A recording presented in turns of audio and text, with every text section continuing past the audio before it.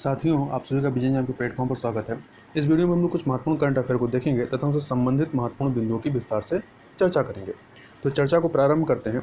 सबसे पहले हम लोग बात करेंगे न्यायालय की अवमानना अर्थात इंग्लिश में कहें तो कंटेम्प्ट ऑफ कोर्ट के संबंध में।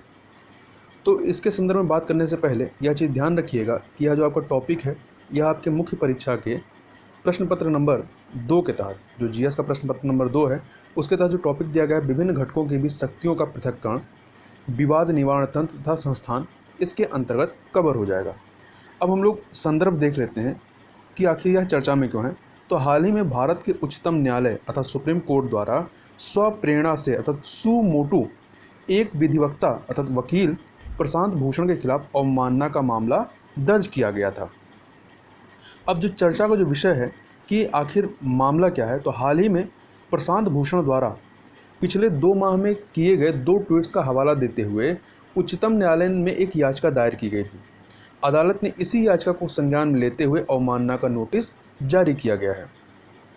अपने ट्वीट में अधिवक्ता प्रशांत भूषण ने भारत के मुख्य न्यायाधीश एस.ए. बोबड़े तथा पिछले 4 मुख्य न्यायाधीशों के अधीन अदालत के सामान्य कामकाज के बारे में टिप्पणी की थी। उच्चतम न्यायालय ने ट्वीट्स को प्रथम दृष्टया न्यायालय की अवमानना का दोषी पाया है। अब बात कर लेते हैं कि अवमानना या कंटेम्प्ट होता क्या है कानूनी दृष्टिकोण से।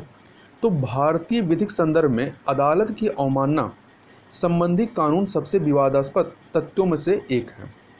यद्यपि अवमानना कानून की मूल अवधारणा में अदालत के आदेशों का सम्मान नहीं करने वालों अथवा अवहेलना करने वालों को दंडित करना है, परंतु भारतीय संदर्भ में अदालत की गरिमा को ठेस पहुंचाने वाले वक्तव्यों तथा न्यायिक प्रशासन में बाधा पहुंचाने के लिए भी दंडित करने हेतु अवमानना कानून का उपयोग किया जाता है।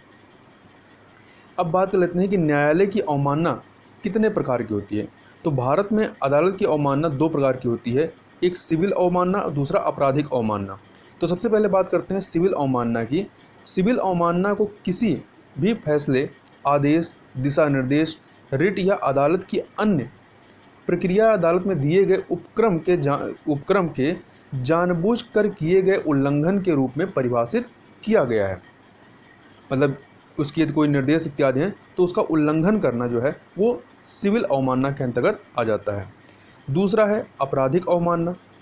इसमें क्या है, तो आपराधिक अवमानना को किसी भी विषय, अब ये विषय चाहे मौखिक हो या लिखित शब्दों से या संकेतों से या दृश्य प्रतिनिधित्व या मतलब कोई वीडियो बना करके अथवा किसी अन्य प्रकार से, तो इसके प्रकाशन के माध्यम से मतलब किसी विषय के प्रकाशन के माध्यम से अदालत की निंदा करने अथवा न्यायिक कार्रवाई में हस्तक्षेप करने अथवा बाधा डालने के प्रयास को सम्मिलित किया जाता है। अब इससे जो अवमानना है इससे संबंधित जो प्रावधान है उन प्रावधानों के बारे में बात कर लेते हैं। तो भारतीय संविधान के अनुच्छेद 129 और 215 में क्रमशः सर्वोच्च न्यायालय और उच्च न्यायालय को न्यायालय की अवमानना के लिए दोषी व्यक्तियों को दंडित करने की शक्ति प्रदान की गई है। तो याद रखिएगा, अनुच्छेद 129 जो है ये सर्वोच्च न्यायालय को अधिकार देता है अवमानना करने वालों को दंडित करने का, और अनुच्छेद 215 जो है ये उच्च न्यायालय को अधिकार देता है। तथा 1971 की अवमानना अधिनियम की धारा 10 में उच्च न्यायालय के लिए अपने अधीनस्थ न्यायालयों को अवमानना करने पर दंडित करने की शक्ति को परिभाषित किया गया है। मतलब कि ये अवमानना यदि उनके उच्च न्यायालय के अधीनस्थ जो न्यायालय हैं उनके द्वारा किया जाता है तो उनको भी यह उच्च न्यायालय दंडित कर सकता है। तथा संविधान में लोक व्यवस्था तथा मानहानि जैसे संदर्भों सहित अदालत की अवमानना के रूप में अनुच्छेद 19 के अंतर्गत अभिव्यक्ति की स्वतंत्रता पर उचित प्रतिबंध को भी सम्मिलित किया गया है। मतलब 19 के अंतर्गत क्या दिया गया है कि आपको अभिव्यक्ति की स्वतंत्रता है, परंतु उसको लिमिटेड किया गया है कि आप अपनी इस स्वतंत्रता का उपयोग इस प्रकार से नहीं करेंगे कि जो अदालत की अवमानना करें। तो जिस सीमा तक अदालत की अवमानना करेंगे वहाँ तक आपकी अभिव्यक्ति स्वतंत्रता क्या होगी, प्रतिबंधित कर दी जाएगी। अब बात करते हैं न्यायालयों के लिए अवमानना की आवश्यकता क्यों है, क्यों जरूरी है। तो न्यायिक आदेशों को सुनिश्चित रूप से लागू करने के लिए यह आवश्यक बताया जाता है। इसके अलावा न्यायपालिका की स्वतंत्र प्रकृति को बनाए रखने के लिए, जिससे कि ये तटस्थ होकर के अपना कार्य कर सके, तथा न्यायपालिका द्वारा जारी किए गए आदेशों को सरकार अथवा निजी पक्षकारों द्वारा कार्यान्वित किया जाता है। यदि अदालतें अपने आदेशों को लागू करने में असमर्थ हो जाएंगी तो विधि का शासन संकट में पड़ जाएगा। इसलिए भी यह अधिकार जो इनको दिया गया है। अब हम लोग बात कर लेते हैं अवमानना कानून संबंधी जो विवाद हैं, जो इससे जुड़े हुए विवाद हैं कि क्यों इसका अपोज किया जाता है, क्यों इसको ख़त्म करने या इसको कम करने की मांग की जाती है। तो संविधान का अनुच्छेद 19(1)(a) जो है यह सभी नागरिकों को वाक तथा अभिव्यक्ति की स्वतंत्रता का अधिकार देता है। मतलब बोलने की, मतलब अपने विचारों को रखने की स्वतंत्रता प्रदान करता है। किंतु अदालती कार्रवाई के विरुद्ध बोलने पर अवमानना प्रावधानों के अंतर्गत वाक तथा अभिव्यक्ति स्वतंत्रता पर प्रतिबंध लगाया गया है। वैसे भी हम एक लोकतांत्रिक देश में रह रहे हैं और लोकतंत्र के लिए अच्छा माना जाता है कि एक समुचित जो है, एक उचित तरीके से आलोचना किया जाए। तो इस प्रकार से यह अधिकार है बोलने की, उसको कहीं ना कहीं यह प्रतिबंधित करता है। इसके अलावा अवमानना कानून जो है काफ़ी हद तक व्यक्तिपरक अर्थात सब्जेक्टिव है, जिसका उपयोग न्यायपालिका द्वारा स्वैच्छिक ढंग से जनता द्वारा उसकी आलोचना को दबाने के लिए किया जा सकता है। अब इससे क्या होगा, कोई व्यक्ति यदि न्यायपालिका के जजमेंट पे कोई सवाल उठाएगा या उसकी कार्यप्रणाली पर सवाल उठाएगा तो उसको अवमानना का डर दिखा करके उसे चुप करा दिया जाएगा।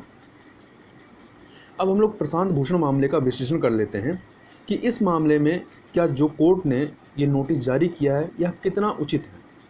तो प्रशांत भूषण के विरुद्ध उच्चतम न्यायालय की एक पीठ द्वारा आरंभ की गई स्वप्रेरित अवमानना कार्यवाही जो है यह न्यायालय के अवमानना क्षेत्राधिकार का दुरुपयोग है। इसका उपयोग उचित कारणों के होने पर संयम तथा सावधानी से किया जाना चाहिए, क्योंकि कुछ विधि विशेषज्ञों के अनुसार प्रशांत भूषण के ट्वीट्स में ऐसा कुछ नहीं है जिससे अदालत की अवमानना के रूप में माना जा सके। प्रशांत भूषण के जो ट्वीट्स हैं ये अनुच्छेद 19(1)(a) के तहत प्राप्त अभिव्यक्ति की स्वतंत्रता के मूल अधिकार की सीमा में है, जिसके तहत वह भारत के मुख्य न्यायाधीश के एक निजी व्यक्ति के रूप में आचरण पर टिप्पणी तथा आलोचना करने को स्वतंत्र हैं। इसके अतिरिक्त जो प्रश्नगत ट्वीट्स हैं जिन पर सवाल उठाया गया है, जिसकी वजह से इनको अवमानना का नोटिस जारी किया गया है, इन ट्वीट्स को समझ एवं टिप्पणी के दायरे में ये आते हैं तथा अवमानना की सीमा का उल्लंघन नहीं करते हैं। अवमानना का जो सामान्य सिद्धांत है वह यह है कि व्यक्ति किसी भी निर्णय की आलोचना कर सकता है, लेकिन निर्णय के लिए न्यायाधीश को अभिप्रेत या इंटेंडेड नहीं किया जा सकता है। मतलब उसके लिए न्यायाधीश को आप दोषी नहीं ठहरा सकते हैं। आप निर्णय की आलोचना कर सकते हैं, उसके पक्ष विपक्ष पे बात कर सकते हैं, परंतु इसके लिए आप न्यायाधीश को कटघरे में नहीं खड़ा करेंगे। यह अवमानना का सामान्य सिद्धांत है। अब इसका निष्कर्ष देख लेते हैं क्या है।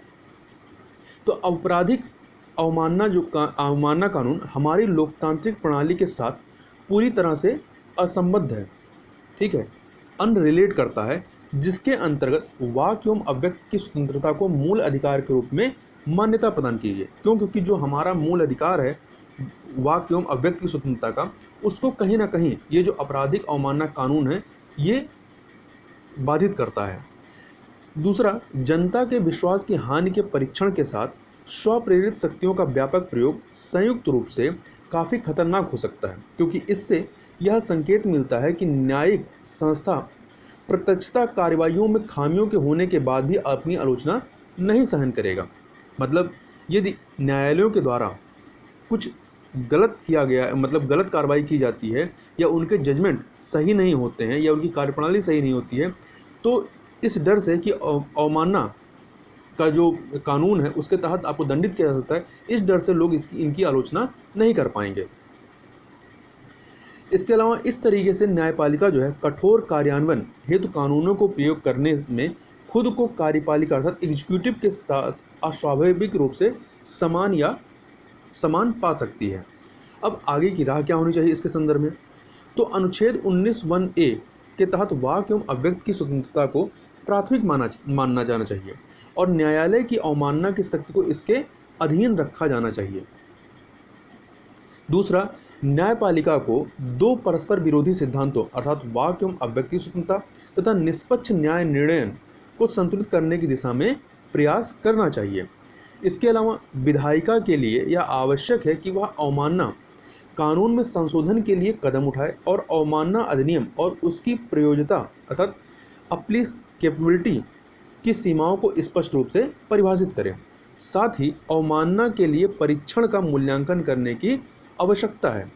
यदि इस प्रकार का कोई परीक्षण हो तो उसमें इस तथ्य की जांच की जानी चाहिए कि जो प्रश्नगत टिप्पणी है किस प्रकार अदालती कार्रवाई में बाधा पहुंचा सकती है। इसके अलावा अवमानना कानून को किसी संस्थान द्वारा आलोचनाओं को रोकने के लिए एक साधन के रूप में उपयोग करने की अनुमति नहीं दी जानी चाहिए। मतलब आप किसी के बोलने की जो अभिव्यक्ति स्वतंत्रता है उस पर आप इस प्रकार से प्रतिबंध नहीं लगा सकते हैं कि आपकी कार्यप्रणाली गलत हो फिर भी आपकी आलोचना न की जा सके।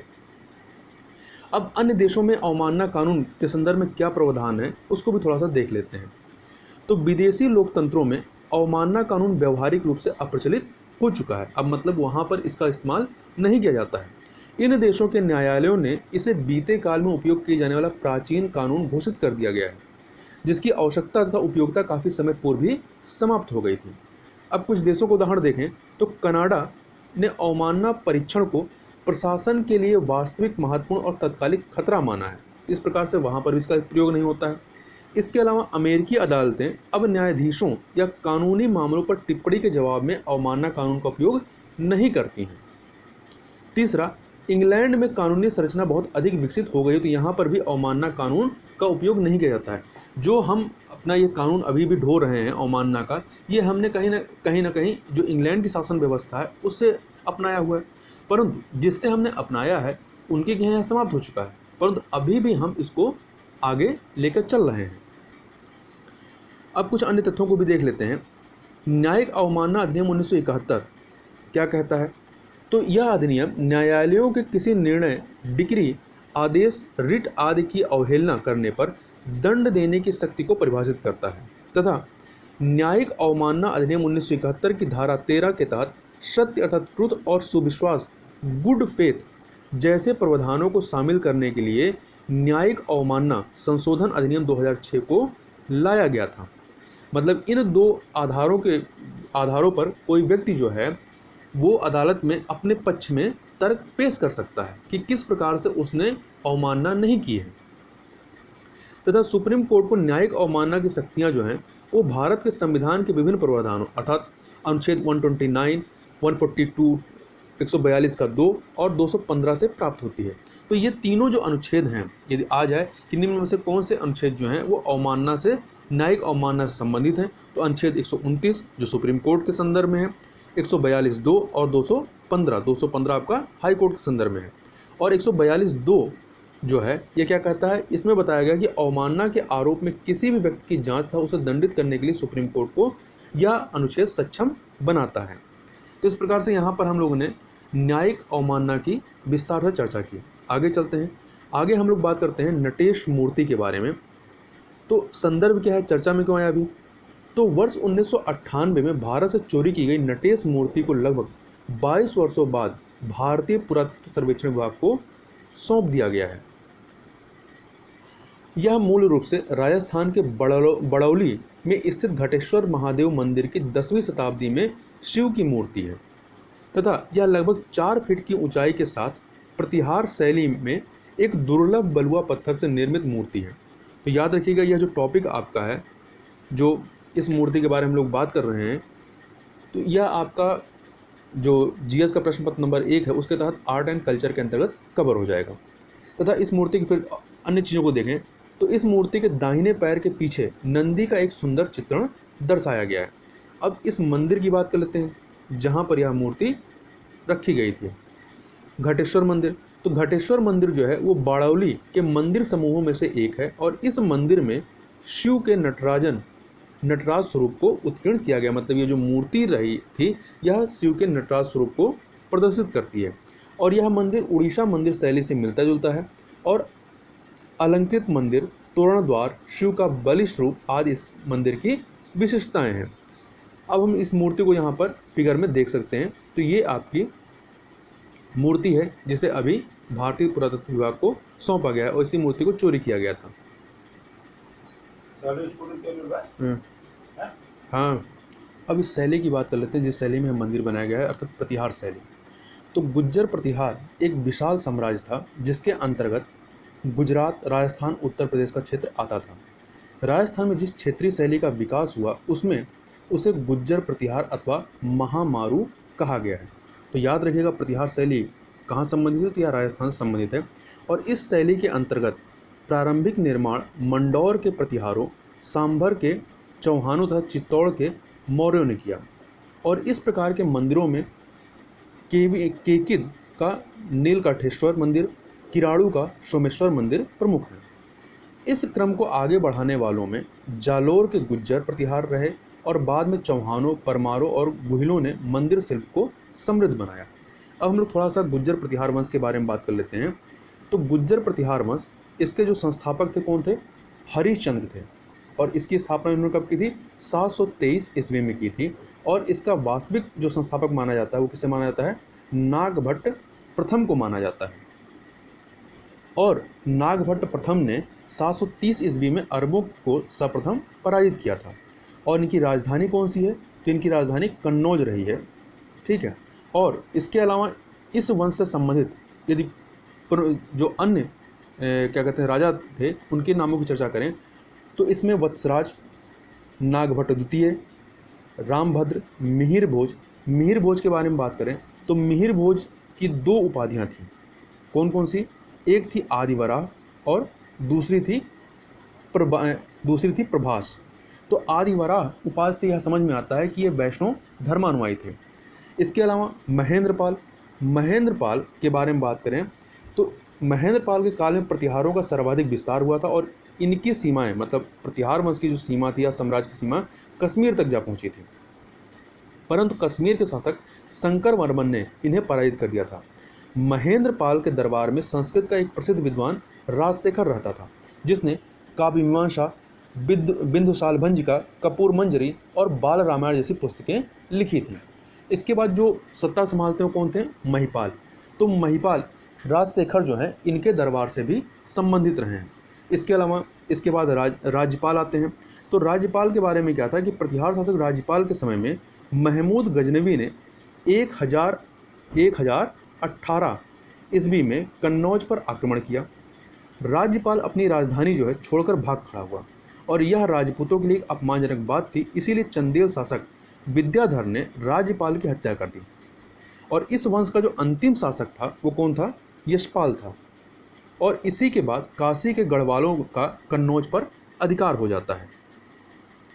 आगे चलते हैं, आगे बात लेते हैं पंपा नदी के बारे में या पंपा रिवर के बारे में। तो संदर्भ यह है कि पंपा या पंबा दोनों नाम से इसको जानते हैं।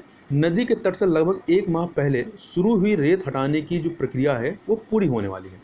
इस वजह से अभी आप फिर से चर्चा में आया था। पंपा नदी की बात करें तो पंपा नदी जो है केरल की पेरियार और भरत पूजा के बाद तीसरी सबसे बड़ी नदी है। तो इस प्रकार केरल की सबसे बड़ी नदी कौन सी है? पेरियार है। और इसकी लंबाई जो है कितनी है? 176 किलोमीटर है। और केरल का जो प्रसिद्ध सबरीमाला मंदिर है वो इसी नदी के तट पर स्थित है।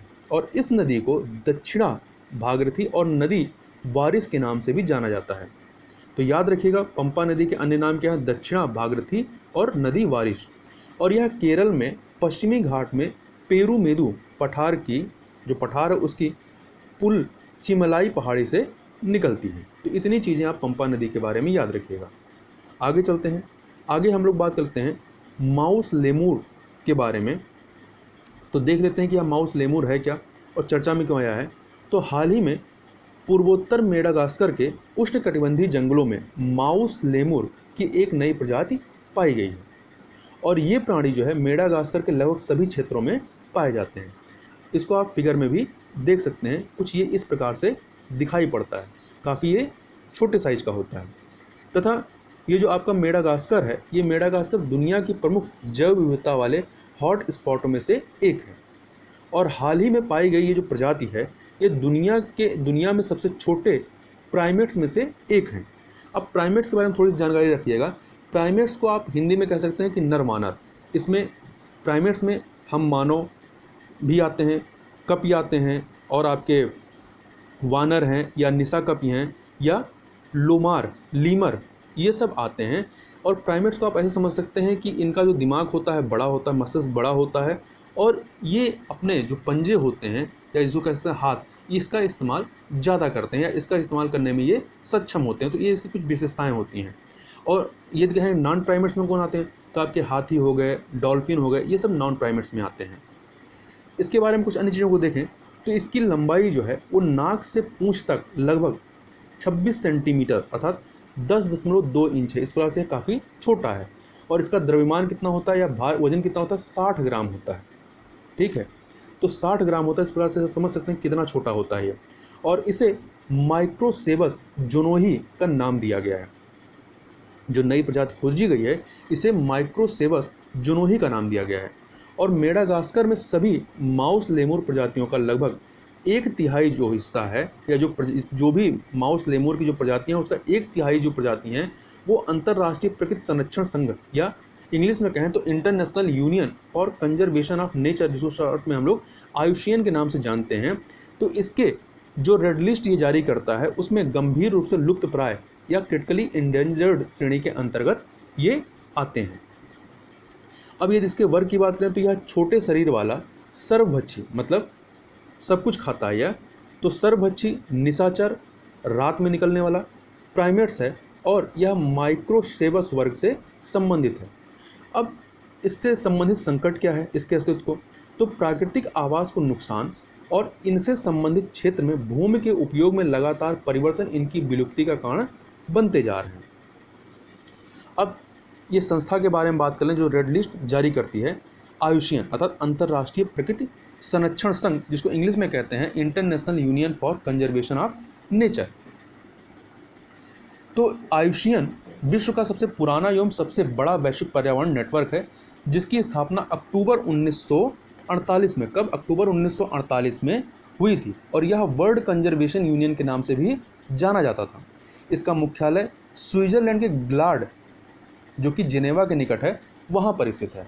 और आयुषियन में सरकारी संगठन और गैर सरकारी संगठन अर्थात एनजीओ दोनों सदस्य होते हैं। इसमें 200 से ज़्यादा सरकारी संगठन और 1000 से ज़्यादा गैर सरकारी संगठन आयुषियन के सदस्य हैं। इसके अलावा आयुषियन यह जो है यह संकटग्रस्त जीव जंतुओं की सूची जारी करता है, जिसे रेड डेटा बुक कहते हैं। इसके अलावा इसके बारे में एक तथ्य और याद रखिएगा कि आयुषियन जो है संयुक्त राष्ट्र महासभा का पर्यवेक्षक दर्जा अर्थात ऑब्जर्वर स्टेटस प्राप्त एकमात्र अंतर्राष्ट्रीय संगठन है जो पर्यावरण और जैव विविधता से संबंधित मुद्दों को देखता है। इस तरह आयुषियन जो है वो संयुक्त राष्ट्र का अंग नहीं है। तो याद रखिएगा यह आयुषियन जो है यूएन से संबंधित नहीं है, केवल यह संयुक्त राष्ट्र महासभा का पर्यवेक्षक दर्जा प्राप्त एकमात्र अंतर्राष्ट्रीय संगठन है जो पर्यावरण और जैव विविधता से संबंधित मुद्दों को देखता है। अब हम थोड़ा सा लोग मेडागास्कर को मानचित्र में देख लेते हैं। तो मेडागास्कर जो है यह हिंद महासागर में स्थित एक द्वीप है। तो ये आप मैप में देख सकते हैं, ये मेडागास्कर है, ये आपका अफ्रीकन कॉन्टिनेंट है, ये यहाँ पे आपका भारत है और ये पूरा हिंद महासागर का इलाका है। और कुछ फैक्ट और याद रखिएगा कि मेडागास्कर जो है यह हिंद महासागर का सबसे बड़ा द्वीप है। यदि पूछा जाए कि हिंद महासागर का सबसे बड़ा द्वीप कौन सा है तो मेडागास्कर है। इसके अलावा मेडागास्कर के बाद आपका सेशल्स आता है, ये आपका यहाँ पर सेशल्स है। चागोस द्वीप यहाँ पर आता है कहीं पे, इसमें मैप में नहीं दिखाया गया, तो यहीं अगल बगल है। मॉरिशस, ये आपका मॉरिशस जिसकी राजधानी पोर्ट लुइस है तथा ये मेडागास्कर के पूर्व में स्थित है। सोकोत्रा द्वीप यह भी हिंद महासागर में है और ये यमन के अधिकार क्षेत्र में आता है। इसके अलावा डियागो गार्सिया जो चागोस द्वीप समूह के अंतर्गत आता है और यह यूएसए और ब्रिटेन के सामरिक वायु और थैलसन अड्डे यहाँ पर स्थित हैं। तो ये इसलिए जो आपका डियागो गार्सिया काफ़ी चर्चा में रहता है। इसके अलावा कुछ फैक्ट और याद रखिएगा कि जैसे हमने कहा कि हिंद महासागर का सबसे बड़ा द्वीप कौन सा है, मेडागास्कर है। अब यदि आपसे पूछा जाए कि विश्व का सबसे बड़ा द्वीप कौन सा है, तो विश्व का जो सबसे बड़ा द्वीप है वो आपका ग्रीनलैंड है। और ग्रीनलैंड किसके अधिकार क्षेत्र में आता है, ये डेनमार्क के अधिकार क्षेत्र में आता है। ग्रीनलैंड के बाद दूसरे नंबर पे कौन सा आता है? तो दूसरे नंबर पे आपका न्यू गिनी आता है। न्यू गिनी कहाँ है? ऑस्ट्रेलिया महाद्वीप में है। तीसरा है आपका बोर्नियो। बोर्नियो जो आपका आइलैंड या द्वीप है, इस पे 3 देशों का अधिकार है। कौन कौन से? इंडोनेशिया, मलेशिया और ब्रुनेई। बोर्नियो के 73% हिस्से पे इंडोनेशिया का अधिकार है, 26% पे मलेशिया का अधिकार है और 1% पे ब्रुनेई का अधिकार है। तो इस प्रकार से विश्व के 3 सबसे बड़े द्वीप कौन से हैं? पहले नंबर पे ग्रीनलैंड, दूसरे पे न्यू गिनी और तीसरे पे बोर्नियो है। और याद रखिएगा, बोर्नियो में ये मत कंफ्यूज होगा कि ये हिंद महासागर में आता है। बोर्नियो हिंद महासागर में नहीं है, बल्कि प्रशांत महासागर के अंतर्गत आता है। और हिंद महासागर का सबसे बड़ा द्वीप कौन सा है? वो आपका मेडागास्कर है। ठीक है, तो इतनी चीज़ें जो है याद रखिएगा। अब आगे चलते हैं, आगे बात कर लेते हैं विस्तृत दवा पार्कों को प्रोत्साहन देने की योजना के संदर्भ में, या इंग्लिश में कहें तो scheme for promotion of bulk drug parks. तो यह जो आपका टॉपिक है, यह आपके जीएस के प्रश्न पत्र नंबर 2 के तहत जो टॉपिक दिया गया है, स्वास्थ्य, शिक्षा, मानव संसाधनों से संबंधित सामाजिक क्षेत्र, सेवाओं के विकास और प्रबंधन से संबंधित विषय, तो यह स्वास्थ्य से संबंधित टॉपिक के अंतर्गत कवर हो जाएगा। अब हम लोग संदर्भ की बात कर लेते हैं। तो हाल ही में केंद्रीय रसायन और उर्वरक मंत्रालय द्वारा फार्मा क्षेत्र में भारत को आत्मनिर्भर बनाने की दिशा में विस्तृत दवा पार्कों को प्रोत्साहन देने की योजना का आरंभ किया गया है। तो याद रखिए किस मंत्रालय के द्वारा, इसको आप स्वास्थ्य एवं परिवार कल्याण मंत्रालय से कंफ्यूज मत करिएगा। इसको केंद्रीय रसायन और उर्वरक मंत्रालय के द्वारा प्रोत्साहन दिया जा रहा है या प्रारंभ किया गया है। अब योजना के प्रमुख बिंदुओं की बात कर लें तो इस योजना के अंतर्गत देश में 3 विस्तृत दवा पार्क बनाने की परिकल्पना की गई है। कितने?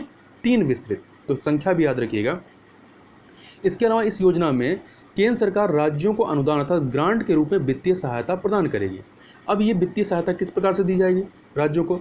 तो ये जो अनुदान राशि होगी या ग्रांट जो फंड होगा, ये उत्तर पूर्व और पहाड़ी राज्यों के लिए परियोजना की लागत का 90% तथा अन्य राज्यों के मामले में 70% होगी। ठीक है, अधिकतर में क्या होता है, अन्य राज्यों में 60 और 40 का रेशियो चलता है, परंतु यहाँ पर अन्य राज्यों के लिए 70% है। मतलब 70% केंद्र देगी, 30% राज्य लगाएंगे, जबकि नॉर्थ ईस्ट और पहाड़ी राज्यों के लिए 90% केंद्र देगा और 10% यहाँ के राज्य लगाएंगे।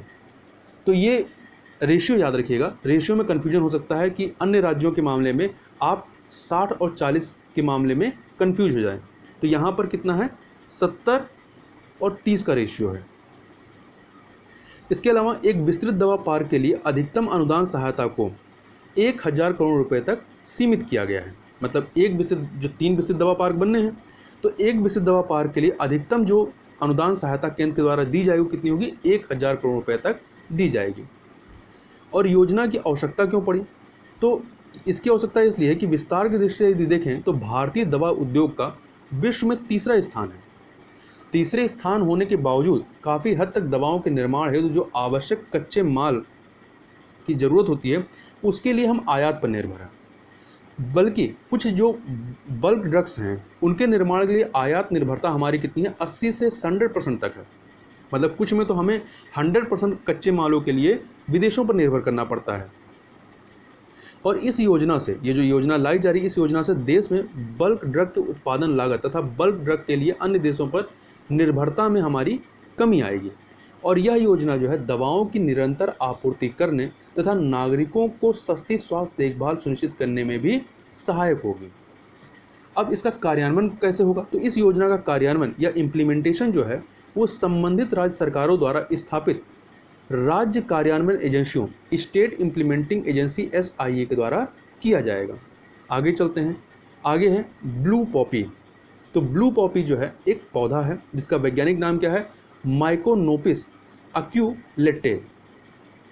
तो अब इसको थोड़ा सा फिगर में देख लें किस प्रकार दिखता है। तो ये जो फूल है, ये आपका ब्लू पॉपी का पौधे का फूल है, कुछ इस प्रकार से ये दिखाई पड़ता है।